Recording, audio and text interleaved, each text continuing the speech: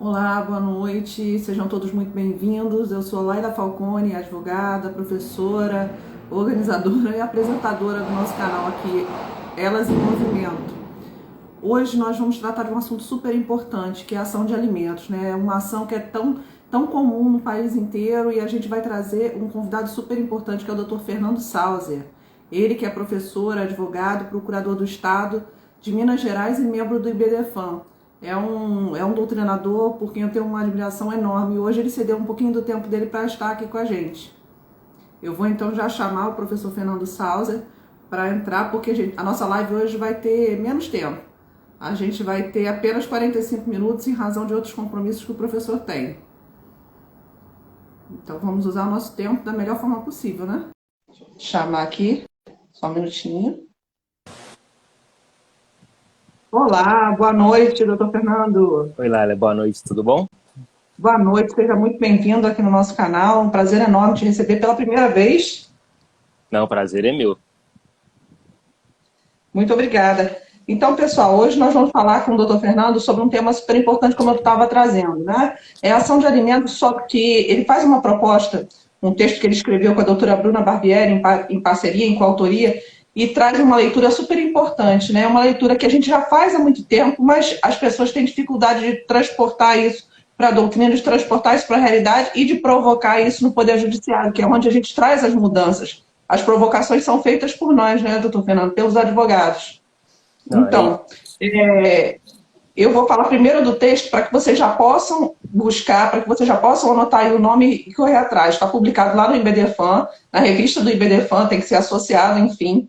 Mas o título é o seguinte: uma releitura do binômio da obrigação alimentar a partir do novo paradigma da guarda compartilhada, necessidade, possibilidades e disponibilidade de tempo. Então, eu vou pedir para que você faça a sua introdução, traga para nós os pontos mais importantes para a gente poder buscar reflexão sobre esse assunto. não. Olá, Laila, mais uma vez, boa noite. Vou procurar ser objetivo aqui e bem claro para as pessoas que estão ouvindo. A minha ideia com a Bruna de escrever esse artigo foi que a gente chegou no... Estava trocando ideia, ia fazer uma postagem conjunta no Instagram e dessa postagem surgiu o artigo. Que a gente estava conversando que hoje o bem mais precioso que as pessoas têm é o tempo. Hoje, o tempo ele é valorável, ele é quantificável, e no direito do trabalho sempre foi, que as pessoas recebiam por horas trabalhadas, etc, etc. Só que dentro da família, essa questão do tempo, ela, historicamente, ela não foi levada em consideração.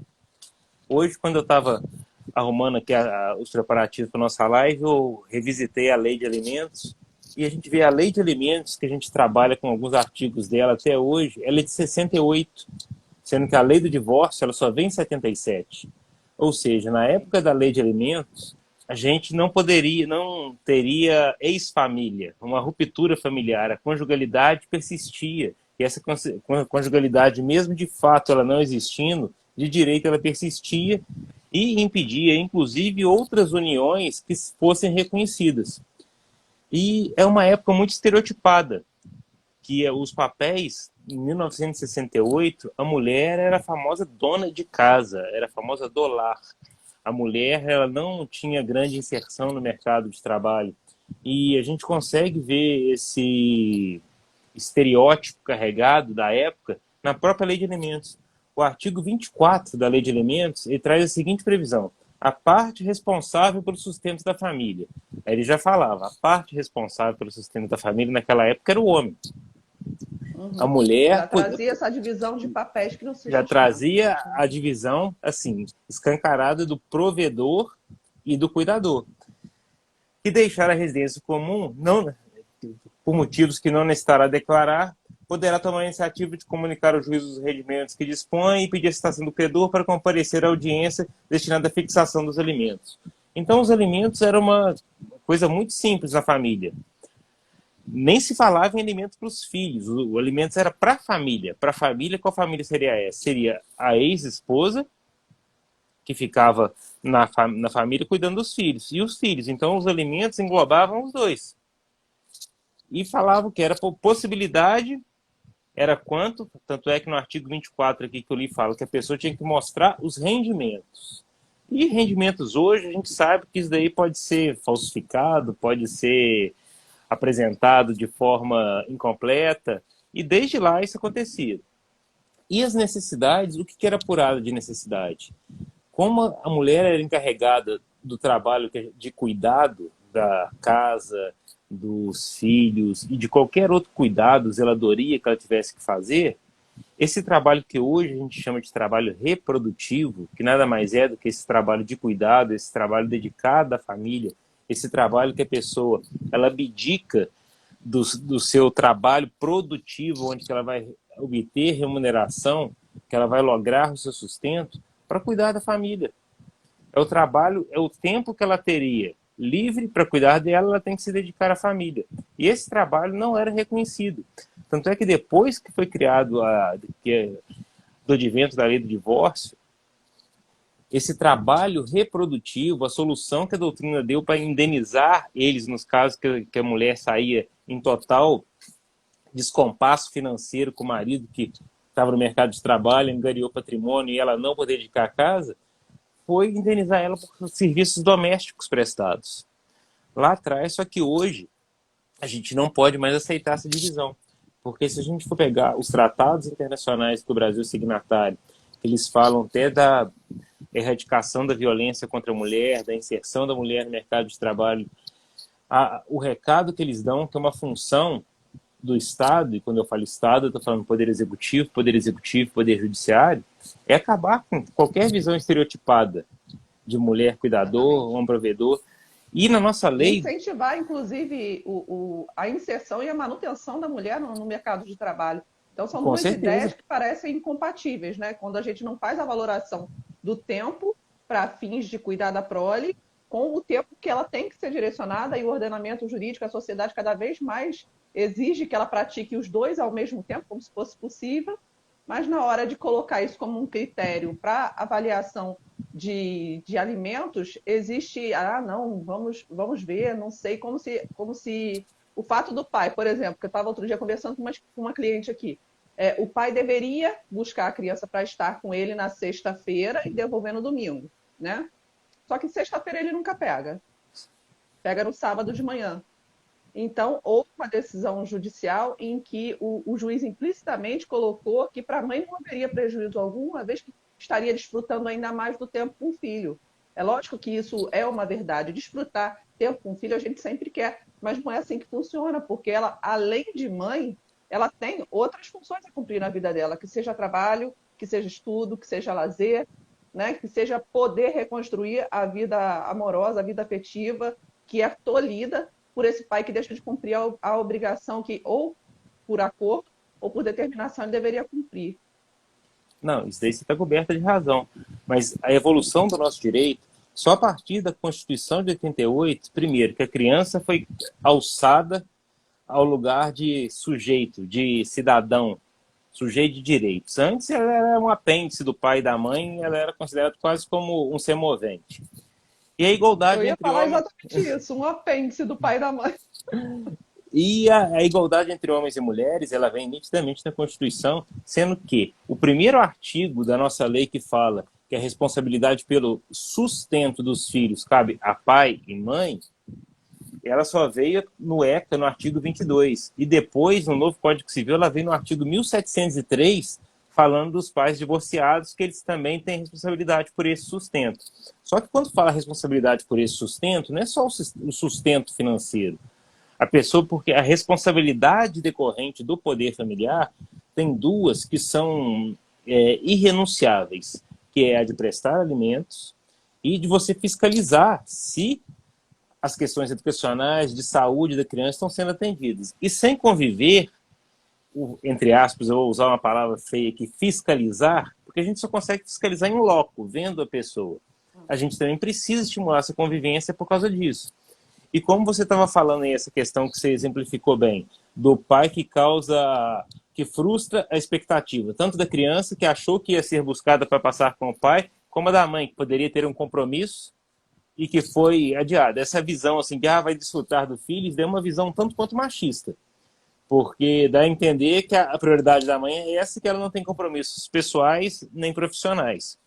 E a questão do tempo reprodutivo, que eu e a Bruna a gente aborda no artigo, ela é uma coisa que, em alguns casos, ela já é considerada no antigo binômio possibilidade e necessidade. Só que ela é considerada de uma forma preconceituosa. Se a gente for pegar o protocolo CNJ de julgamento com perspectiva de gênero, na página 25, ele aborda a questão do trabalho reprodutivo também. E ele deixa claro o seguinte: o trabalho reprodutivo ele pode ser gratuito, que é o caso da mãe ou o pai que estão cuidando do filho, que dá banho, veste, eles próprios fazem a alimentação. Essa é a forma gratuita. Ou remunerada. Como é que acontece a forma remunerada do trabalho reprodutivo?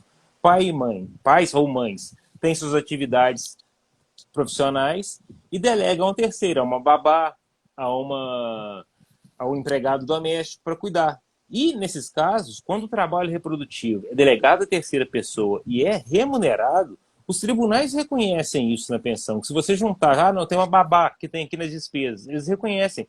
E isso daí traz um ponto muito grave, porque a Constituição fala que a gente não pode ter nenhum preconceito por origem. E se a gente pega essas pessoas menos favorecidas, com renda inferior, elas ficam, assim, numa situação terrível. Porque para elas, uma babá é luxo.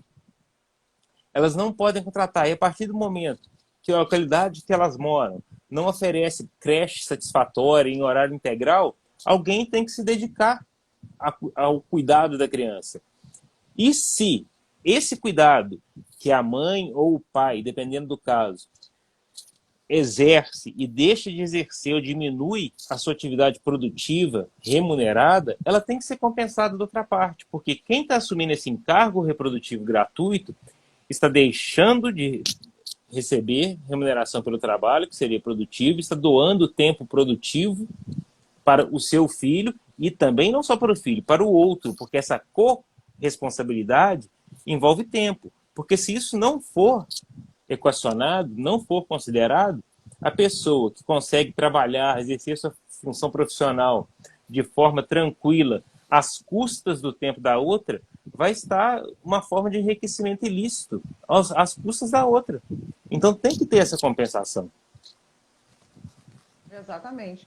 Até a doutora Natasha Fingerstein está aqui, você deve conhecer, ela é do IBDFAN também, presidente de comissão nacional, presidente de comissão aqui no Rio também. Ela está colocando o seguinte: colocar nos alimentos o valor das atividades domésticas ajuda o pai, ajuda o pai chegar no dia e hora determinados. Isso mesmo, Natasha. Outro dia nós fizemos até uma live aqui super interessante sobre violência política. E ela faz outro comentário, que é o criança mochilinha, né, que a gente já até conhece. Fica sentada esperando o pai chegar e o pai não aparece. E uma consideração importante, que você deve ouvir também por ser advogado, é que a mãe fala assim: para a criança não ficar triste, eu digo que eu que quis ficar com ele mais um pouquinho. Só que a criança, com o tempo, vai passando a entender, dependendo da fala da mãe, que é a mãe que está impedindo dele estar com o pai. Está impedindo o convívio. Entendeu? Então ela toma para si uma responsabilidade que não é ela, que é de criar uma desculpa para a falha do pai, que ainda diz o seguinte: não sei se acontece com você no escritório, às vezes eu tenho reunião aqui com pai e mãe, né? Com a advogada do pai e tal. Aí o pai fala assim: mas eu também ajudava um pouco nos cuidados com os filhos. Eu falei: aí eu falo, tem dois problemas na sua fala, então. O primeiro é você achar que você ajuda, quando na verdade você deveria compartilhar, partilhar a responsabilidade. O segundo é que a sua fala também transmite o déficit do cumprimento dessa obrigação, porque você fala em um pouquinho. Olá, e essa sua fala aí me remete a outra coisa também que é muito comum, que apesar das pessoas não verbalizarem, e nesse exemplo que você fala aí, ele é cristalino, é o seguinte: as pessoas acham que esses deveres, eles surgem na ruptura da conjugalidade, mas esses deveres, eles surgem quando a criança nasce. A criança nasceu, não importa o estado civil dos pais, se eles coabitam ou não, ambos já nascem com as responsabilidades em relação ao filho. E hoje em dia, se não é visto isso em relação principalmente à mulher, porque apesar da evolução do estado da arte que a gente se encontra hoje, que já era para estar muito melhor equacionada essa situação, as mulheres ainda são as que mais sofrem com isso. Isso daí, se a gente for entrar na Maria da Penha, é até uma forma de violência patrimonial estatal. Se o Estado não faz isso, ele tá acabando com as possibilidades que essa mulher teria de inserção melhor no mercado de trabalho, de uma capacitação em prol do cuidado do filho. E essa outra questão que você falou, que a mãe fala assim, não, eu preferi para poupar o filho. A gente vive, eu leio muito livros de pedagogas, as pedagogas falam que atualmente a gente tem em mente assim, ah, não, nossos filhos têm que ser felizes, a gente não pode deixar que eles se frustrem. Mas frustração e felicidade são essencial na medida certa, as duas. Precisa de um pouquinho. E se um dia o pai deixar, ou a mãe tiver uma responsabilidade de buscar o filho e deixar de buscar, se o pai ou mãe que teve que abrir mão de algum compromisso que ele tinha para ficar com o filho, se ele falar assim, olha, era realmente para ele ter vindo, ele não veio, mas não fique triste, eu vou ficar com você. Está falando a verdade. Não é alienação parental. Porque às vezes hoje tudo as pessoas falam, ah, é alienação parental, é alienação parental. A alienação parental é quando você denigre uma pessoa na maternidade, no exercício da maternidade ou da paternidade de graça. Mas nesse caso você está passando só uma informação. Só uma informação. Porque senão acontece aquela famosa coisa de tanto se poupar o genitor faltoso, seja ele pai ou mãe, a pessoa que dedicou o cuidado, no final da vida, vai fazer isso. Ela poupou, a outra no final da história vai sair como a santa ou o santo que nunca fez nada e foi sempre incompreendido. E quem teve o trabalho mais difícil, que é do trabalho reprodutivo, que é o educar, que é o repreender, que é o mandar dormir, que é mandar fazer o que não quer, ele sempre vai ficar com a fama de mal. Ah, minha mãe é má, meu pai é mau, ele me tolhe. Bom é o outro, que me deixa fazer tudo, a hora que tá. É aquela questão, que vai pro Questão, a McDonald's. mãe chata é a mãe que de fato se importa, né? Exato. É difícil. Uma série de questões que a gente coloca, né? É um caldeirão e todas elas têm várias formas de interpretar. O cenário familiar, a dinâmica familiar criada é que vai dar o tom daquela relação, né? Até mesmo para a interpretação de indícios de alienação parental. Só dar boa noite aqui para o meu amigo Ralph de Andrade, presidente, secretário nacional da Anacrim, entrou aqui, está com a gente. Uma coisa que eu achei muito interessante e reconheci determinados pontos no seu artigo foi o seguinte: aqui o artigo busca trazer uma valoração do tempo e colocá-lo como critério para fixação de alimentos, correto? Uhum. Então, e existe uma relação direta entre essa sua leitura e a teoria do desvio produtivo do consumidor, que não sei se você conhece, né? Uhum. Do Marcos Lessoni. Então, a inspiração foi essa. Uma das. Então, eu percebi, assim, algumas coisas e eu acho que você está certíssimo.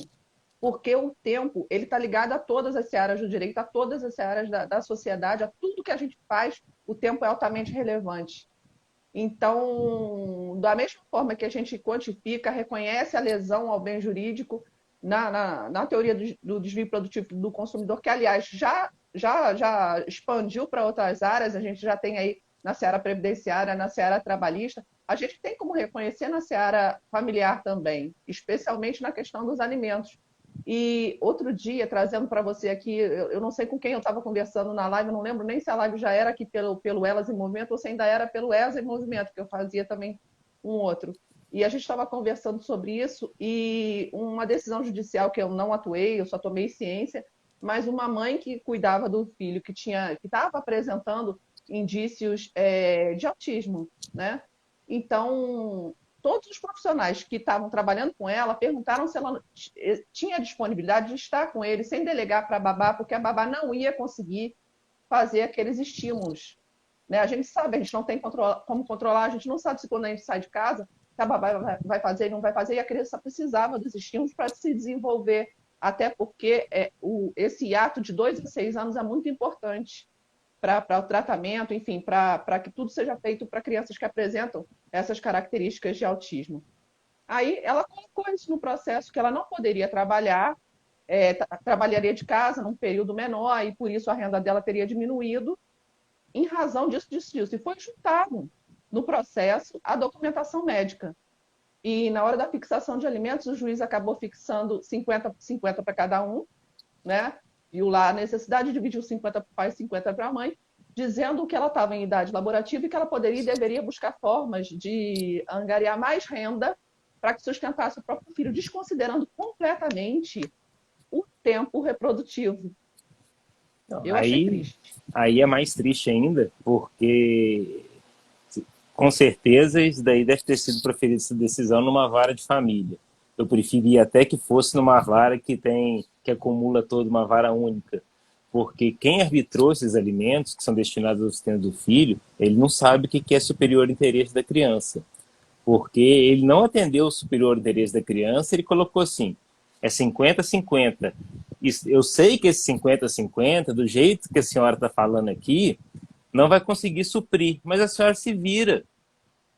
Então, ele está fazendo essa igualdade. Isso daí é uma igualdade cega. É 50-50, é uma igualdade matemática que o direito não fala em momento algum. Que a igualdade no direito é igualar as desigualdades para que as pessoas fiquem iguais.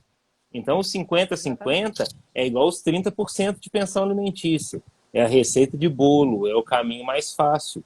E essa questão de alimentos, como eu li no início da nossa live aqui o artigo 24 da Lei de Alimentos, que ele fala: a pessoa responsável pelo sustento que deixar o lar da família, ele ecoa até hoje nas decisões judiciais, porque a gente está vivendo um momento que a guarda compartilhada é regra.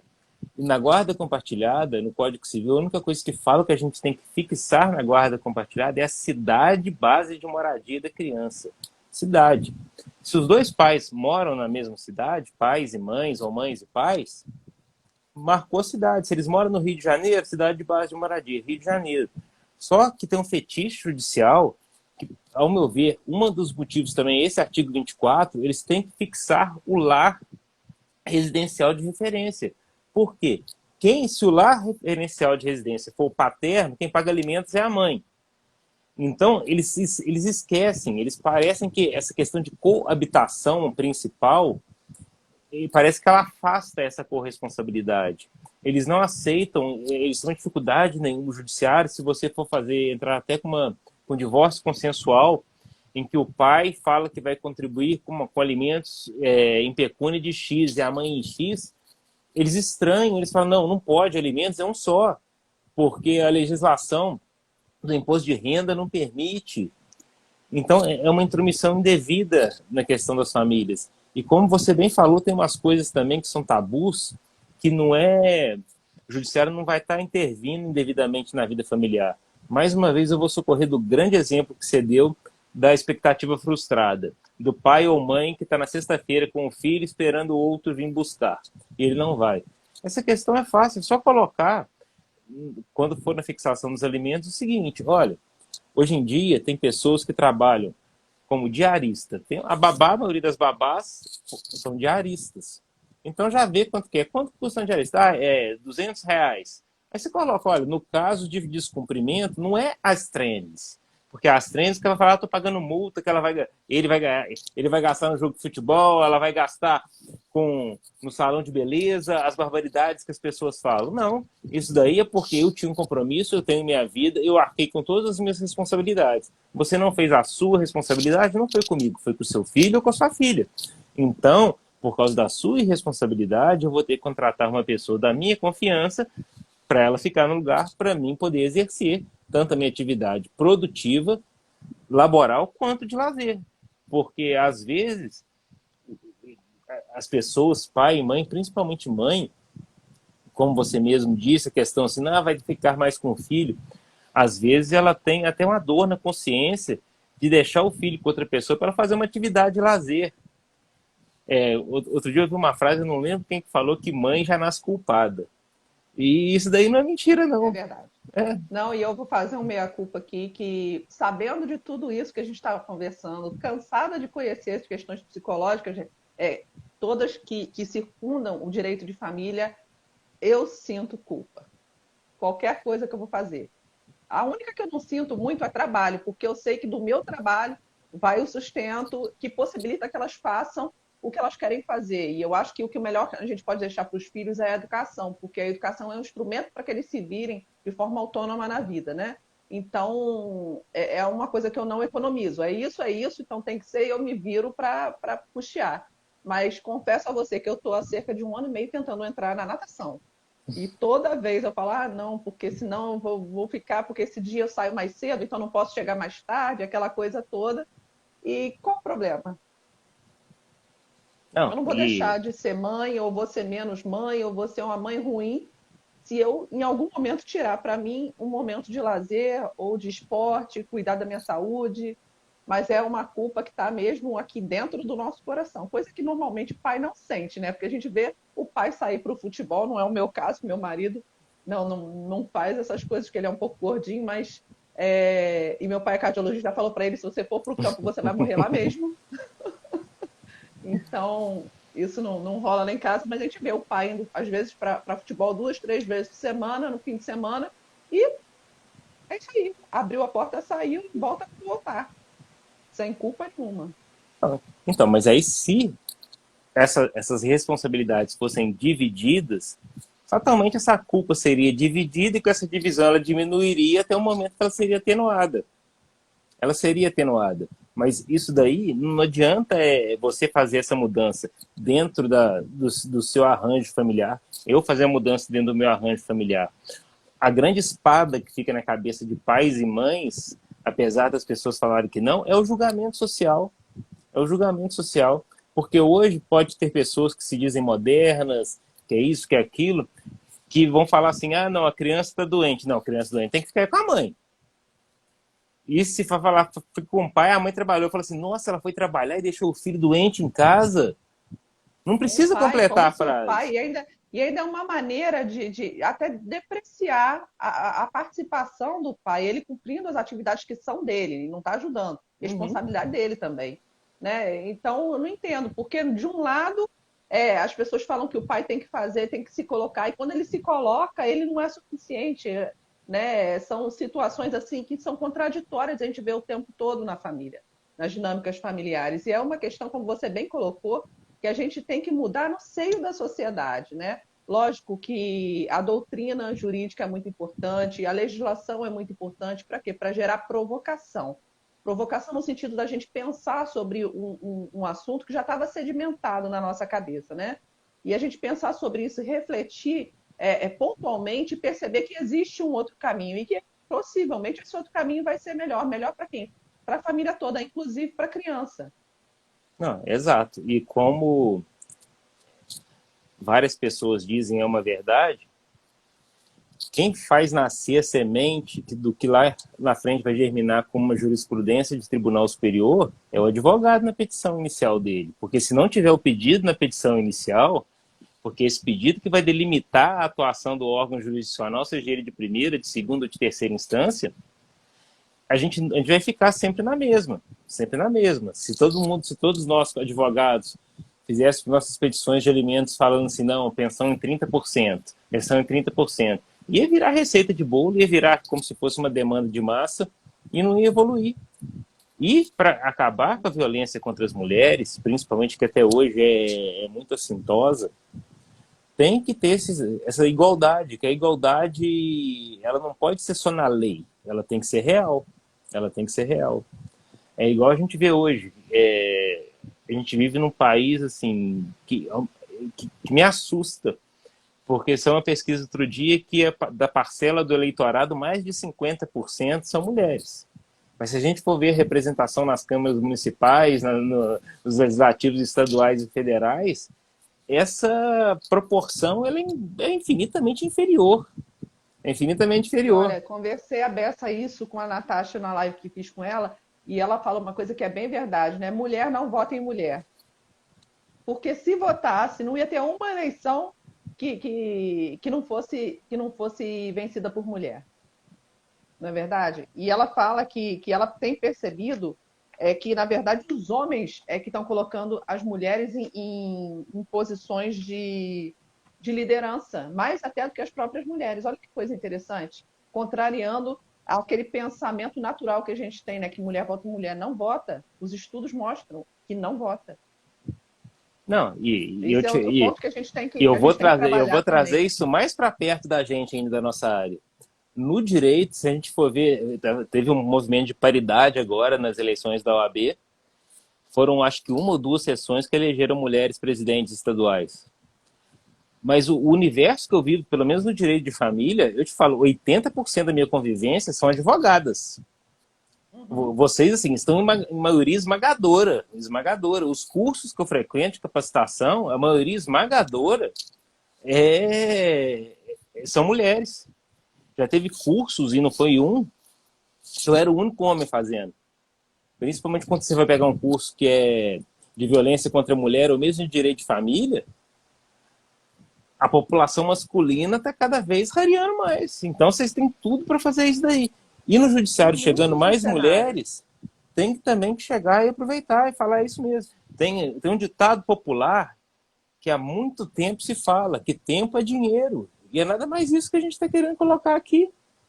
A gente está colocando. Agora, na pandemia, você deve ter vivido isso. Gente do direito, a gente ficou 1 ano e meio em casa trabalhando só com processo eletrônico. Não tinha processo físico para mexer. No início desse ano, quando voltou aqui em Minas Gerais a abrir tribunal, eu tive que ir no fórum, pegar um processo que eu tinha um prazo, trazer para o escritório, fazer a petição, voltar. Eu, por curiosidade, eu cronometrei quanto tempo eu demorei para ir no fórum, vou pegar o processo, trazer para o escritório e depois você me devolver. Eu demorei 2 horas para protocolar um prazo. Agora. Bom, nem posso falar muito não, porque aqui no Rio o processo eletrônico está um terror, uma instabilidade horrorosa, entendeu? A gente está tendo que desperdiçar o nosso tempo vital para fazer isso à noite. Eu termino de trabalhar, lanço tudo na nuvem, já com assinatura, tal, vou para casa, lá eu estou peticionando, porque não estou conseguindo fazer isso para o escritório. Ou então demora muito tempo. Hoje até que não. Hoje foram 2 agravos e foi tranquilo. Mas, no geral, simplesmente não estava conseguindo. Olha só, o meu tempo vital aí sendo desperdiçado indevidamente pela incapacidade do tribunal de gerir o judiciário está desviando o tempo produtivo de vocês. Você não é a primeira que me fala isso, não. Salvo engano, não sei se foi mês passado, eu acho que dia útil de processo funcionando aí, vocês tiveram menos de 10, né? O resto foi tudo suspensão. De 4 a 11 ou 12, aí 14 foi feriado, alguma coisa assim, aí 20, 22 também é um negócio, eu sei que foi pouquíssimo, eu tenho um prazo que iniciou, quer dizer, a citação foi na juntada do mandado de citação, foi dia 4 de abril, o prazo só começou a correr, não sei se foi dia 13 ou se foi dia 18, porque no dia 5 já não, né, não dava, e aí foi indo, até chegar lá na frente, olha que beleza. Deixa eu te falar aqui sobre um estudo que eu vi aqui no seu texto, que eu achei interessantíssimo, que são, acho que é da FGV, Pesquisa Nacional da Amostra de Homicídios, do IBGE, aí falando sobre a questão das guardas, afazeres domésticos e tal. Cadê? Aí fala 82% dos afazeres domésticos realizados pelas mulheres no ano de 2006 teriam representado 213 bilhões para o PIB do país. Gente, como é que diz que trabalho doméstico não tem viés financeiro, não tem viés econômico? Claro que tem, não é? Aí vai outra pesquisa que traz aqui do Mélio Castilho, que você traz, muito legal também, e vai falando sobre... onde é que está que você fala? Espera aí que eu vou achar aqui no texto. Você fala sobre o emprego, que as mulheres em até... Aqui, ó, esse aqui é da Getúlio Vargas, que fala que metade das mães, olha só, pessoal, metade das mães que trabalham são demitidas até 2 anos depois que acaba a licença maternidade. Olha só, por quê? Porque o empregador, ele não está interessado em saber se você conseguiu dormir, se o seu filho teve febre, se você teve que correr com ele para o hospital, para a UPA, para onde fosse. Ele não está interessado nisso, não existe solidariedade. Como se na casa dele isso não ocorresse. Ô Laila, você me falando essa questão do emprego e da licença maternidade, eu lembrei que teve um simpósio do IBDFAN na sexta-feira no Rio, e uma das palestrantes, ela abordou um caso que aconteceu real no Magazine Luiza. Que a Luiza Trajano, ela vê que a equipe dela, a composição dos funcionários dela, a parcela de mulheres é muito superior à de homens. E ela tinha determinado cargo de gerência lá, que era um dos cargos que melhor remunerava na empresa. E toda vez que abria vaga, sempre era um homem que ocupava. Não aparecia mulher para ocupar esse cargo. Aí isso incomodou ela e ela foi fazer uma pesquisa. Aí ela constatou o seguinte: mulheres não se candidatavam a esse cargo, porque esse cargo, como era uma gerência de uma área de cobertura muito grande, às vezes tinha muitas viagens e quem ocupa esse cargo teria que ficar até 6 meses viajando fora de casa. E as mulheres se sentiam mal, elas se sentiam que fazendo isso, elas estariam abandonando a família. Aí o que ela fez? Ela regularizou isso, ela fez para as mulheres que assumissem esse cargo, ela fez um cheque maternidade, que era para quando as mulheres tivessem que viajar, elas tivessem como contratar alguém para ficar no lugar delas em casa, e ainda determinou que quando fosse mulher que tivesse exercendo esse cargo e ela tivesse filhos para cuidar, as viagens não podiam passar de um raio de 100 quilômetros de distância da localização dela, nem durar mais de 3 dias. Aí, a partir dessas melhoras, aí ela conseguiu colocar a igualdade de oportunidades. Então, isso daí é que você tem que ver. E ela ainda fala que ela recebeu uma piadinha, que chegou um funcionário dela e falou assim, também você tem que criar um cheque paternidade para isso. E ela respondeu, falou assim, tá bom. Depois a gente conversa. A sacada que ela teve, que ela desmontou o argumento da piadinha, eu não estou lembrando agora. Mas continua esse machismo, porque ele estava achando que tudo isso que ela tinha feito não era para equacionar, era para privilegiar. Então, algumas coisas, algumas medidas dessas tem que fazer. Só que aí eu acho que tem um termo que me incomoda muito quando eles falam em relação a mulheres, que é o empoderamento. O empoderamento me passa uma imagem assim, que a mulher tem que ser dada um poder especial, além do que ela já tem, para ela conseguir se igualar ao homem. Isso é uma mentira. Isso é uma mentira. O que a mulher precisa... quer dizer que ela tem pouco ou nenhum poder Exatamente. de ter aquela atitude. Eu acho o seguinte, o que você tem que dar para ela é o que a Luísa Trajano fez. É você trazer as coisas de uma forma igualitária, no sentido jurídico falando, para dar a igualdade de oportunidades para que a mulher, diante dessa igualdade de oportunidades, que ela não seja empoderada, mas que ela tenha meios de exercer toda a plenitude de sua capacidade. Exatamente. E aí, é bem isso mesmo. E os alimentos servem para isso. Os alimentos servem para isso. Exatamente. A gente tem que... isso é constitucional, gente, mas nenhuma criação doutrinária. Está na Constituição e é o tratamento desigual para desiguais, para que assim a gente consiga chegar à igualdade. Deixar de reconhecer a vulnerabilidade da mulher no mercado de trabalho, principalmente em razão de questões familiares, é você negar à mulher uma série de instrumentos que podem trazer essa igualdade. Então, você vai estar frustrando uma imposição, uma determinação da nossa Constituição, né? Enfim, essas falas nem sempre são só de homens, não, tá? Não, sim. Muitas dessas falas são trazidas por mulheres. Acredite se quiser. E tem outra coisa, a Constituição, apesar de ser 88, a Constituição já tem mais de 40 anos, quase, que a Constituição foi promulgada, mas hoje as pessoas têm dificuldade ainda de enxergar a criança como um sujeito de direitos, como uma pessoa. Tanto é que muitas pessoas ainda falam guarda, entende que guarda é você pegar um objeto e colocar ele na gaveta, que dá esse sentido, é o objeto de posse. Mas se a gente for pegar o próprio Código Civil nosso, quando fala de guarda unilateral e guarda compartilhada, ela está inserida no capítulo da proteção à pessoa dos filhos. Então, guarda é proteção, guarda é cuidado. Então, se guarda é proteção e guarda é cuidado, quem está exercendo, na maior parte do tempo, essa proteção e esse cuidado tem que ser reconhecido, tem que ser valorizado. Tem que ser valorizado. Hoje em dia, a gente... que o judiciário perceber a importância do critério que você traz nesse seu artigo, boa parte dos dilemas, das mentiras e das situações que ocorrem nas ações de alimento vão cair por terra. Não, e a gente também tem que... E a gente precisa também de uma mudança de cultura. Porque, igual eu falei, ele é o pai ou a mãe que tinha o direito de convivência no dia e não exerceu. É muito fácil hoje na doutrina você encontrar, e até na jurisprudência, você encontrar pessoas que falam assim, não, então cabe as trends, você cabe multa diária, você tem que penalizar. Só que tem um livro do professor Mazola, que ele trata de sanções premiais. Sanções premiais é você recompensar o bom comportamento. Então, se você pega os alimentos e estimula, reconhece e premia essa pessoa que cuida, que protege, você vai fazer com que todos queiram exercer esse papel. Você vai dar efetividade à guarda compartilhada.